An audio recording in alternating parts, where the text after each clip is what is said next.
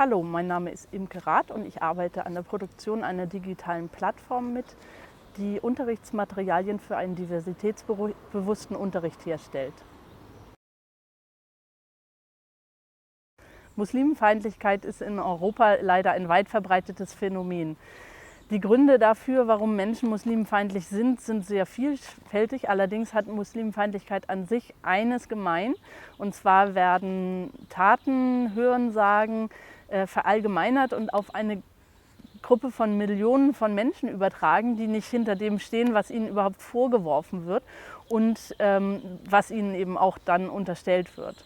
Aus diesem Grund ist es ganz wichtig, Schülerinnen und Schülern diese Verallgemeinerung vor Augen zu führen und sie darauf aufmerksam zu machen, dass Menschen nicht aufgrund ihrer Herkunft und ihrer Religion bewertet und abgewertet werden sollten, sondern eben immer als Individuen kennengelernt werden sollten, mit denen jeder sicherlich auch etwas gemeinsam hat, aber auch eben Unterschiede existieren, wie auch mit anderen Schülern. Mit diesem Unterrichtsmodul werden Schülerinnen und Schüler für verschiedene Diskriminierungsformen und ungleiche Chancenverteilung in der Gesellschaft sensibilisiert. Anhand eines Fallbeispiels über Falschmeldungen, die über Musliminnen und Muslime verbreitet wurden, wird ihnen ein medienkritischer Umgang mit Nachrichten, die sie beispielsweise über soziale Medien empfangen und auch teilen, nahegelegt.